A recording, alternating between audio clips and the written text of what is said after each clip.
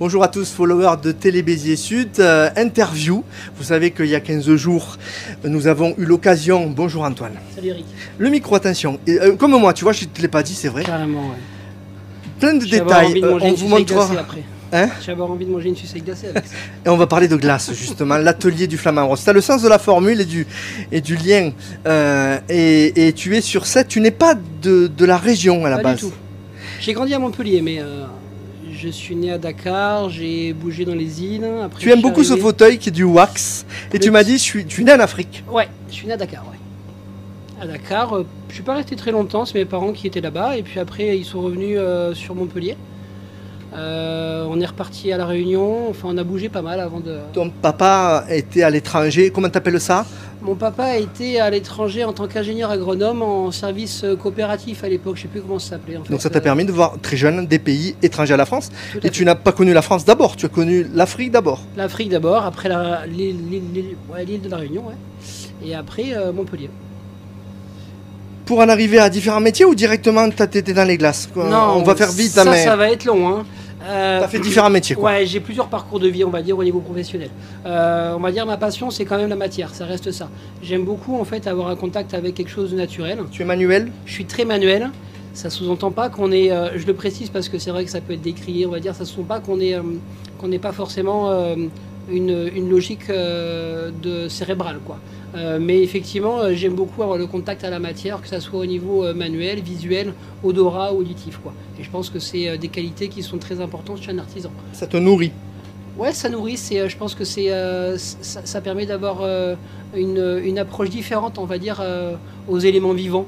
C'est une base, c'est des fondamentaux. Ouais, pour moi c'est quelque chose de très important, que ce soit la nature en l'occurrence, parce que dans les différents métiers que j'ai fait, j'étais avant spécialisé dans l'animation, on va dire, je gérais des centres de vacances, et après j'ai été justement en tant qu'accompagnateur en montagne pendant quelques années, donc j'accompagnais des gens et des enfants, on va dire, en montagne, pour les sensibiliser à l'environnement.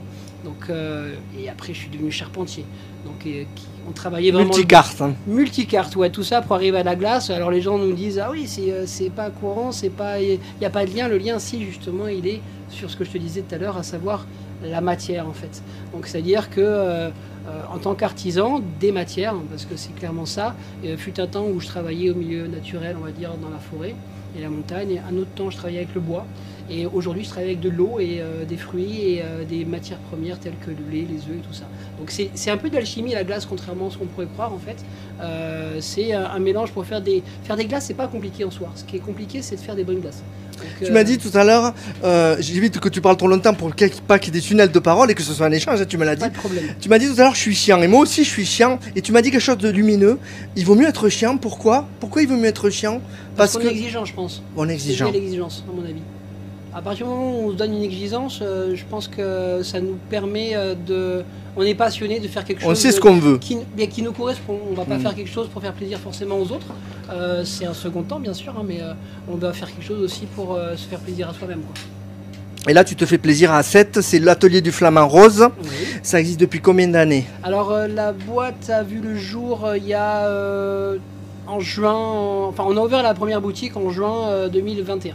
Donc les travaux ici, on a fait des travaux, pour faire le laboratoire, hein, pratiquement 6 mois en avant. Ah oui, tant que ça? Ouais, bah. C'était quoi avant ici? C'était un toilettage pour chiens. Non. Si. Donc du coup, on a tout cassé, on a tout refait. Voilà. Donc du budget d'investissement avant de démarrer, d'ouvrir. Gros budget d'investissement, effectivement, c'est ce qui coûte le plus cher aujourd'hui. On demande aux banques ou c'est de l'argent de côté? Enfin, je compose la question comme ça, mais... Oh, ouais, non, c'est investissement bancaire. Hein. Après, là... les banques t'ont suivi? Les banques ont suivi, elles m'ont moins suivi, on va dire, pendant les 3 dernières années, avec toutes les difficultés qu'on a eues, enfin pas que moi, hein, on a tous eu des difficultés au niveau financier, sur tout ce qui était énergétique et matières premières. Ouais. Donc du coup, ça a été pas facile à gérer, on va dire, mais là pour le coup, c'était du fonds personnel qui ont alimenté, on va dire, la boîte pour en arriver là où elle en est aujourd'hui, quoi. Donc, comme je suis chez moi aussi, on fait tout en live et les gens ont l'habitude sur Télé Béziers Sud. Je me trouve mal cadré, donc je recadre, tu vois, voilà. Okay. On fait tout soi-même à la maison, comme à la maison, artisanale. Tu as ce côté, c'est fondamental dans ton métier de la glace que tu fais. Ouais. Toi-même et du vrai. Alors c'est du vrai, puis l'artisanat, je pense que ça a été mal interprété au fil du temps, on va dire. Aujourd'hui, l'artisan, pour moi, c'est quelqu'un qui reste à petite échelle. Humaine. humaine et au niveau productif. C'est-à-dire que... il est cantonné à être un petit producteur alors, à être dans son coin? Alors cantonné, c'est péjoratif pour moi, mais pour le coup... tu l'assumes? Ouais, je pense que je l'assume, mais aujourd'hui, je pense que c'est mon avis. Hein, et je pense que le monde irait mieux s'il y avait plus d'artisans qui travaillaient à échelle humaine, on va dire, sans forcément chercher à grossir pour. Tout est formaté, quoi. Tout est formaté et quand on reste petit, on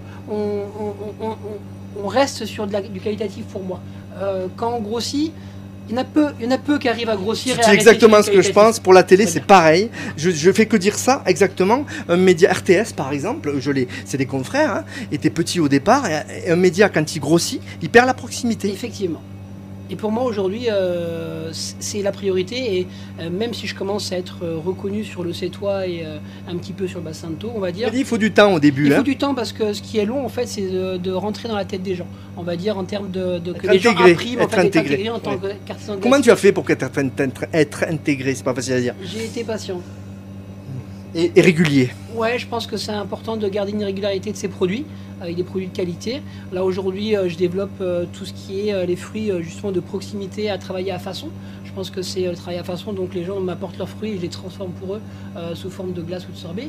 Et je pense que c'est aussi ça, on va dire, l'artisanat. Ça s'appelle comment? Alors, n'y passe pas trop vite parce que ça s'appelle le travail à façon. C'est une idée super. Ouais. Tu es le seul à l'avoir pour l'instant, je crois. Je sais pas, je l'ai pas vu dans toute la France, mais sur le bassin, effectivement, je pense que je suis un des seuls à le faire. Alors, on le répète, tu es allé trop vite. Explique-nous en détail. Alors, moi, dans mon jardin, j'ai des citrons. En ce moment, il paraît que c'est des citrons, je ne savais pas. Ouais, c'est la récolte des citrons. Alors, à Menton, ils ont commencé la récolte en janvier, février. Elle s'est terminée où elle continue un petit peu encore. Là, ici, sur le Sétois, on a encore des citronniers. Hein, on a encore des citronniers qui donnent. Ça commence à être la fin. Donc, la glace à façon, c'est quoi? En fait, il y a très longtemps, on va dire, les agriculteurs et les paysans, pour éviter de dépenser des sous, en fait, amenaient, on va dire, leur bois à des scieurs. Il y avait de la mutualisation, hein? Ouais, c'était surtout limiter l'échange financier. C'est-à-dire qu'ils avaient de la matière première, ils avaient des arbres sur leur propriété. Pourquoi limiter l'échange financier? Je ne comprends pas. Parce qu'il n'y a pas d'argent. C'est-à-dire qu'un paysan qui a des arbres, qui veut des planches, il abat son arbre, il amène son fût... Près le micro, près de la bouche. Pardon, il amène son fût en fait chez le scieur, pour le coup. Et le scieur, en fait, lui scie ses planches, il garde 2 tiers du bois et il lui rend 1 tiers scié. Échange de bons procédés. C'est un échange de bons procédés, sans échange d'argent. Et ça, c'est autorisé par la... Ah oui, bien sûr. Ouais. Donc c'est ça. Voilà. Alors donc moi j'ai des citrons, je te les porte, tu fais des glaces, et moi je repars avec des glaces gratuitement. Exactement. Toi, tu gardes une production un petit peu. C'est ça. Moi je garde 2 tiers de la production. Et je rends 1 tiers de la production. C'est génial parce que je travaille vraiment en termes de dépenses énergétiques. On travaille avec des fruits qui sont à proximité. Donc c'est vraiment, court. On valorise en fait vraiment les fruitiers. Ça te coûte rien. Moi ça me coûte rien. Lui non plus. Et la personne en fait repart avec au lieu d'avoir des arbres, des citrons. Je vais planter des citronniers moi. Pour avoir des glaces. Il y a plein de trucs. Hein. Il y a les figues, les citronniers. Ici il y avait pas mal de trucs. Il y a les nefles. On n'en fait pas. Il y a des murs sauvages. Des gens dans la nature ils ont des fruits, des murs sauvages par exemple. Tout à fait, ils peuvent les apporter. Tout est possible. Ah ouais, complètement. Moi j'ai l'obligation légale, comme j'ai un laboratoire qui est normé, j'ai l'obligation après au niveau de la transformation de pasteuriser les fruits. Donc ça veut dire que les fruits ont un traitement. On rappelle ce qu'est la pasteurisation. La pasteurisation, c'est une chauffe en fait qui va jusqu'à 85 degrés. Voilà. Pas 100, hein? Pas 100 degrés. Non, pas 100, non. Pasteurisation c'est 85. D'accord. Donc tu as une machine exprès. Ouais, ça c'est les turbines. On va dire qu'on va dans le processus de fabrication. On va pas rentrer dans le détail, mais. On va pas rentrer dans le détail, mais en général on pasteurise. Donc ça marche ça, ce système? Comment ça s'appelle? Alors, ce qu'on appelle c'est le travail à façon. Moi, sur ton tract, il y a marqué quoi? Travail à façon. Non, mais sur le contrat, c'est SOS Fruits. SOS Fruits, je vous le montre. Je l'ai appelé de manière très simple. Ça va être à l'envers, là, je crois, parce qu'on filme d'une façon très particulière. On voit, voilà. Mais il y a marqué SOS Fruits. Vous avez un arbre fruitier dans votre jardin ou près de chez vous. Apportez-nous vos fruits. Nous nous chargeons de les transformer en sorbet plein fruits. C'est quoi plein fruits? Plein fruits, c'est une quantité de fruits. C'est-à-dire, c'est une appellation en fait qui nous impose d'avoir au minimum 45% de fruits dans 1 litre de glace. Merci Antoine. C'est trop court parce que tu es passionné et j'ai envie de revenir te voir et j'espère qu'on se refera ça. Merci beaucoup en tout cas. Merci à toi. Le Flamant Rose, l'atelier du Flamant Rose, donc c'est où? Donne-nous les informations pratiques. Alors l'atelier du Flamant Rose, vous les avez à côté du marché des puces, c'est la boutique des puces et le labo. C'est à 7 hein? À 7, une boutique de Le micro un peu plus près de la bouche s'il te plaît. Ouais, pas trop devant, on ne me verra pas sinon. Ah. Et la première boutique hein, est rue Paul Valéry à côté de la mairie de Sète. Vous êtes les bienvenus. Merci beaucoup Antoine. Merci à vous. Et voilà, et donc n'arrête pas, tu as arrêté Anne? Voilà, je vous salue tous et je vous remercie d'être fidèles à Télé Béziers Sud.